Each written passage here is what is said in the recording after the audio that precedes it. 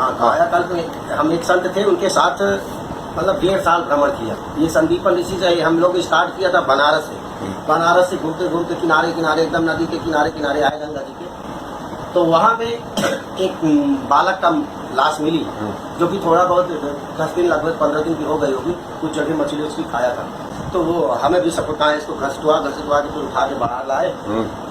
उसको ये कुकड़ी आती है, कच्चा सूत, हाँ, और चंदन की लकड़ी 4 गाड़ा उस बालक को लिटा के नहलाया धुलाया, फिर साफ वाफ करके पूरा मुंह में उंगली कान में उंगली लकड़ी डाल के पूरा मतलब उसका सब कुछ साफ करते हैं, आँख वाँख साफ की।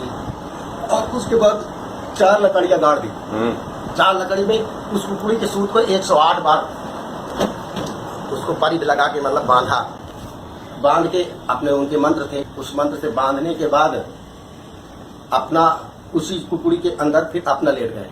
लेट जाने के बाद हमसे कहा हमारे पूरे बाल को बना। उसके बाद कहा गंगा जल ले आओ, क्योंकि अब तो वो लेटे हैं। फिर वो लाया गंगा जल, फिर उनकी झोली में 2-3 लकड़ियाँ थी, उनको बोला इसको निकालो।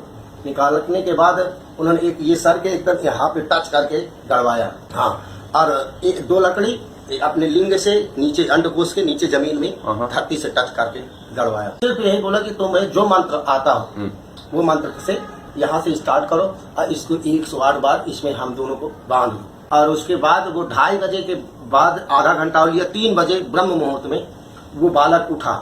तो जब वो बालक उठा तो हमें थोड़ा भय समझ में आया, लेकिन फिर हम सोचे महाराज जी ने तो कहा कि हम कायाकल्प कर रहा है, फिर तो डर वहां से खत्म हो गया। क्योंकि हमारे बैठने के लिए एक गोला उन्होंने बना दिया था कि जब ये सब क्रिया कर देना हम शांत हो जाएगा, कुछ बोलेगा नहीं, तो उसी उसमें बैठे रहना तुम कवच। देखा जब वो बालक उठा, उठने के बाद उस सूत को अपने आप टूट गया। फिर वो बालक उठा, उस टुकड़ों को सब इकट्ठा किया, लकड़ी को इकट्ठा किया, हम कवच में बैठे हैं। वो हमसे बोला नहीं अभी। जब उनको सब समेट के इकट्ठा कर लिया तो जो बुढ़ी मूर्ति थी ना, उसके नाभि में तब वो बोले कि हमारी झोली से और सूत निकालो।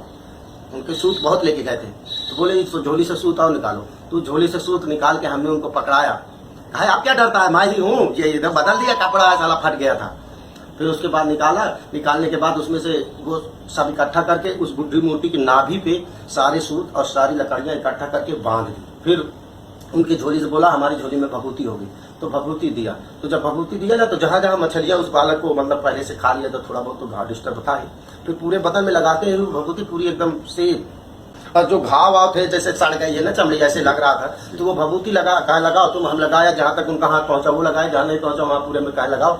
और लगाया 10 मिनट में एकदम जैसे एकदम बालक रेडी, कोई दिक्कत नहीं। फिर वो उठे और कहा इसको पकड़ो तुम भी बुढ़ी शरीर को, और गंगा जी में बीच में ले जाके परवाह करवा।